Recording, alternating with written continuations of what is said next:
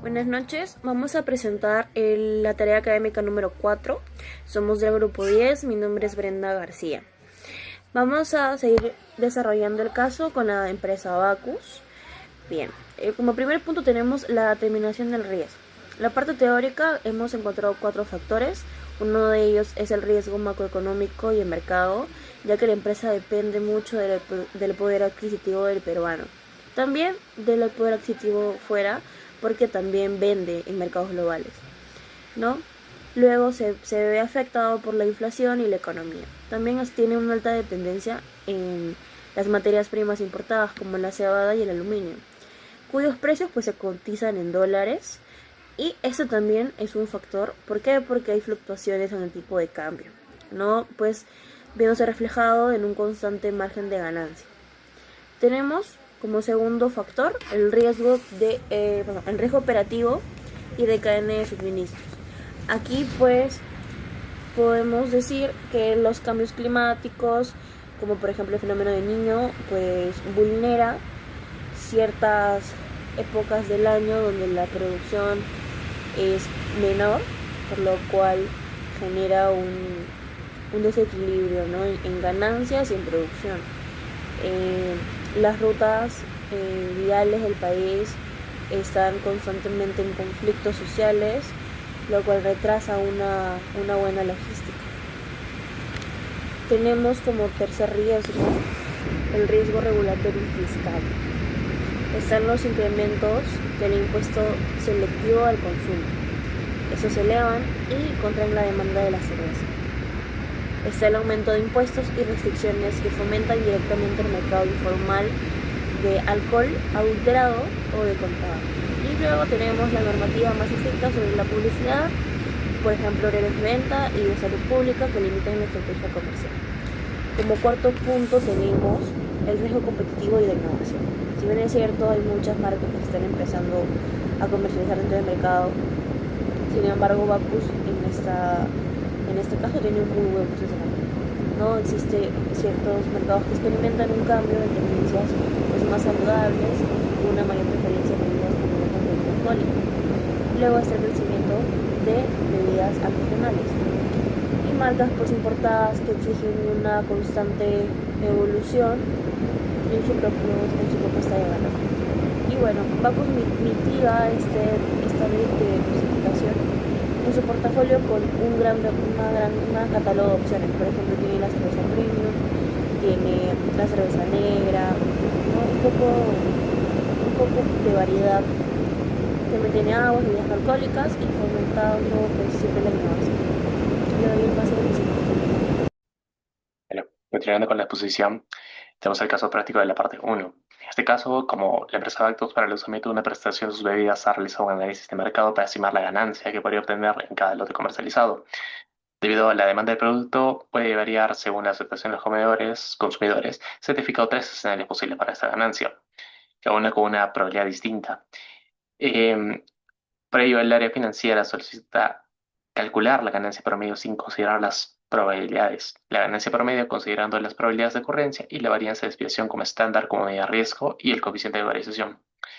Esto con el propósito de evaluar cuál es el riesgo asociado a la rentabilidad esperada por el producto. Bueno, para ello identificamos los tres posibles escenarios, siendo que tenemos una ganancia de 150% con una probabilidad de 20%, 250 soles con una probabilidad de 50% y 350 soles con una probabilidad de 30%. Primero calculamos lo que es el promedio simple de las ganancias. En este caso simplemente sobramos los valores y luego lo dividimos entre 3, obtenemos un resultado de 250. Para lo que es el siguiente paso, para lo que es la media esperada, tomamos en cuenta las probabilidades de cada escenario. Por ello multiplicamos lo que es la ganancia por la probabilidad correspondiente y luego sumamos los resultados. En este caso nos da 260 por lote, lo que es la media esperada. Esto representa lo que es el beneficio promedio de Bacus. Posteriormente analizamos lo que es el riesgo mediante la varianza y la desviación estándar. En este caso fue de 4.900. Para calcular la raíz cuadrada encontramos la desviación estándar de 70 soles. Eso significa que el promedio de las ganancias puede variar aproximadamente 70 soles respecto a la ganancia esperada. Ahora, el resultado, cuanto a lo que es, calculamos lo que es el coeficiente de variación, que relaciona lo que es la decisión estándar con la media esperada. En este caso, el resultado fue de 0,27, es decir, de un 27%. Esto nos indica que se puede interpretar que el nivel de riesgo es relativamente bajo, ya que la variabilidad representada solamente es una pequeña proporción de la ganancia esperada. Por último, consideramos que la ganancia esperada es 260 soles por lote y que el coeficiente de variación es apenas 20%, podemos concluir que este proyecto representa algo como una alternativa favorable. Y eso sería todo. Continuando con la exposición, tenemos la determinación y aplicación de una política de riesgo ante la economía.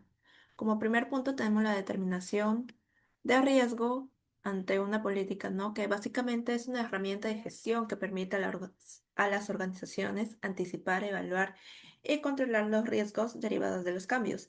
Entre estos tenemos los factores económicos que generan riesgos como es la inflación, las tasas de interés, el tipo de cambio, el crecimiento, desaceleración de la economía. Nuestro objetivo básicamente es proteger los recursos financieros y garantizar la estabilidad de la empresa. Como tenemos un proceso de determinación, el cual es la identificación, segundo la evaluación, tercero la definición del nivel de riesgo, cuarto establecimiento de límites y quinto tenemos el diseño de estrategias. Después tenemos la aplicación e importancia estratégica, en donde básicamente tenemos dos objetivos, que es la aplicación de la política de riesgo, en donde tenemos el monitoreo constante del entorno económico. Después tenemos la medición y evaluación de riesgos. Después tenemos el control de inversiones y financiamiento. Y por último tenemos la implementación de acciones preventivas. El segundo objetivo son los beneficios estratégicos, donde reducimos la incertidumbre en la toma de decisiones. Protegemos la rentabilidad y la liquidez y tenemos la mejora y la capacidad de adaptación ante cambios del mercado, ¿no? Y por último tenemos el cumplimiento de los objetivos empresariales. Buenas noches, profesor. Continuando con el caso práctico, vamos a presentar los riesgos, probabilidad, los impactos, el nivel de riesgo, política de riesgo, la estrategia de mitigación y también el área responsable que va a evaluar estos tipos de riesgos. Tenemos el incremento de la inflación, la probabilidad es demasiado alta, el impacto que tiene es alto, el nivel de riesgo también es alto. La política de riesgo es reducirlo. Tenemos la estrategia de mitigación, que en este caso, como mencionamos acá, es optimizar costos de producción, negociar con proveedores y revisar periódicamente la estructura de los precios. El área que se encarga es la gerencia financiera. Tenemos también como riesgo económico la variación del tipo de cambio en dólares y en soles, la probabilidad la cual es alta, el impacto también es alto, el nivel del riesgo también es alto. La política de riesgo que utilizamos en este caso es la mitigación. Lo que la estrategia que se va a utilizar es contratar coberturas cambiarias como el forwards, también lo que es diversificar proveedores y monitorear el mercado cambiario. El responsable que se encarga de hacer esta estrategia es la gerencia financiera. Tenemos también como riesgo económico el aumento de tasas de interés, lo cual la probabilidad es media, el impacto es alto, el nivel de riesgo es medio alto. La política de riesgo en este caso es reducirlo y la estrategia es financiar deudas a tasas fijas y evaluar nuevas alternativas de financiamiento. El área que se encarga es la gerencia financiera. También tenemos como riesgo económico el aumento de tasas de interés, perdón, la disminución del consumo por desaceleración económica. En este caso, la probabilidad es media. El impacto es alto, el nivel de riesgo es medio alto. La política de riesgo es mitigar. La estrategia que vamos a utilizar es diversificar el portafolio de productos fortaleciendo las campañas de marketing y ampliando los canales de distribución. Y la área responsable que se encarga también es la gerencia comercial. También tenemos el riesgo económico, que en este caso es el incremento de costos de materias primas. La probabilidad es alta, el impacto también es alto, el nivel de riesgo también es alto. La política de riesgo en este caso es reducir. La estrategia que vamos a usar es firmar contratos a largo plazo con proveedores y buscar proveedores alternativos. En este caso, el área que se encarga es la gerencia de compras. También tenemos cambios en la legislación tributaria. En este caso, la probabilidad es media, el impacto es medio. el nivel de riesgo también es medio. La política de riesgo es aceptar y controlar. La estrategia que se va a usar es mantener el monitoreo constante de la normativa y asesoría legal especializada. El área responsable es el área legal tributaria. Luego también tenemos como riesgo económico la cadena de suministros. En este caso la probabilidad es media, el impacto sí es alto, el nivel de riesgo también es medio alto. La política de riesgo a usar es mitigar, lo que nos permite a nosotros utilizar como estrategia mantener inventarios de seguridad y desarrollar proveedores alternativos. En este caso, el área responsable es la gerencia logística. También hemos hecho una escala de probabilidades en donde consiste baja, que es poco probable que ocurra, media, que puede ocurrir ocasionalmente, y la alta, que es muy probable que ocurra. También tenemos la escala de impacto. En este caso tenemos el nivel bajo, que es la afectación mínima de las operaciones. También tenemos el impacto medio, que genera costos o retrasos moderados. También tenemos la escala de impacto nivel alto, el cual puede comprometer la rentabilidad y el incumplimiento de objetivos que tiene en este caso la empresa. Paso a continuación con mis compañeros. Para continuar, vamos a ver la medición del riesgo y su impacto en la empresa. Comenzaremos con las metodologías e instrumentos de medición del riesgo aplicados por Bacus.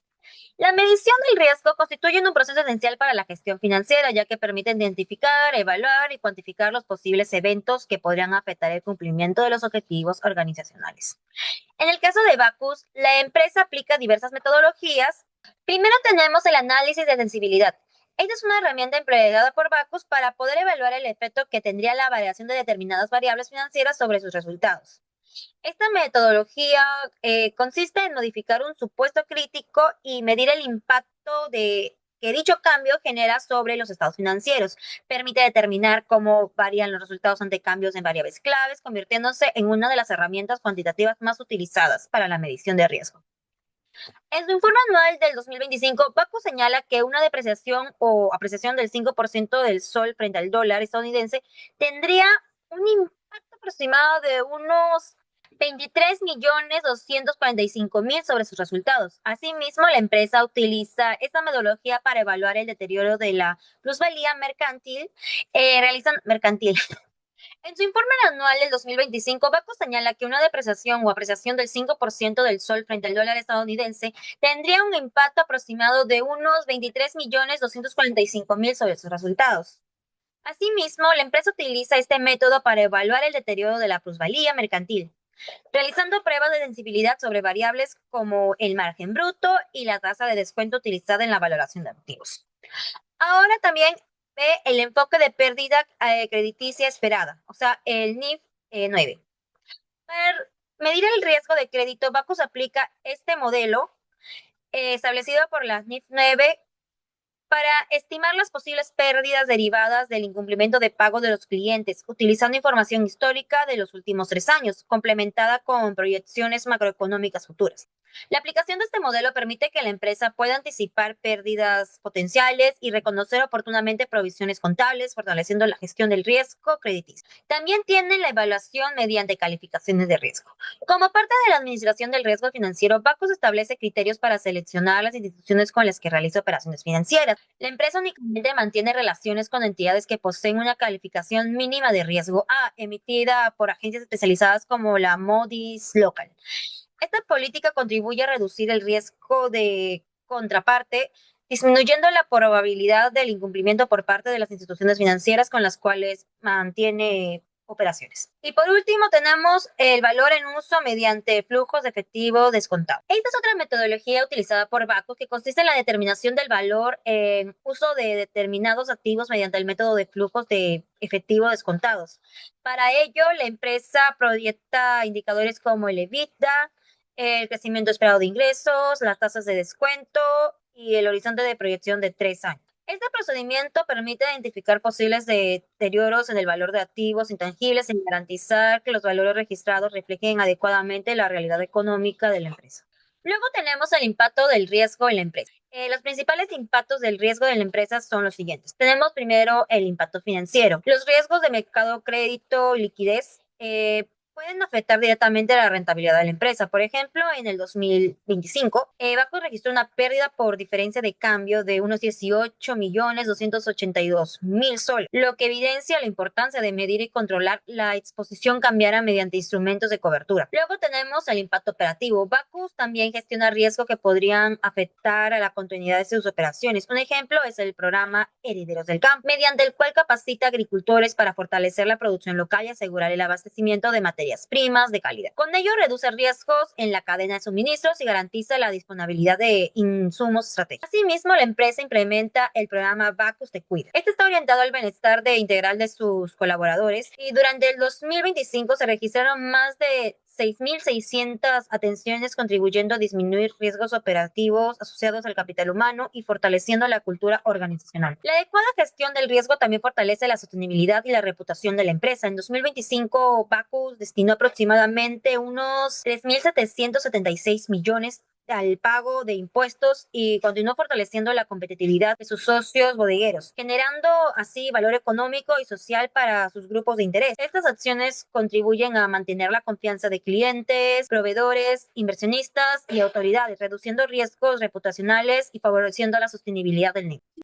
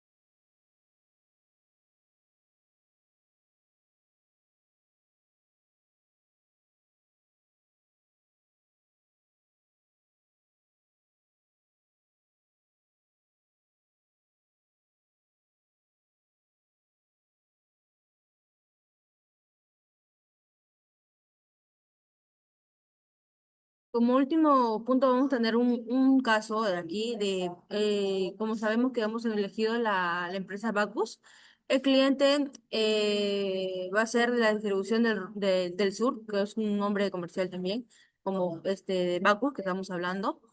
El RUC es 2046678912. Va a ser en el caso de Arequipa, en la solicitud de crédito y el destino del crédito va a ser la compra de bebidas sin alcohol y la cerveza, ¿no? El plazo solicitado es 60 días, el tipo de cliente distribuidor. Como vemos acá es un factor evaluado, el historial de pagos de los últimos pagos va a ser un nivel bien 3 nivel 3. Como un resultado tenemos pagos puntuales en su mayoría, pero con hasta mínimo 2 días de retraso, ¿no?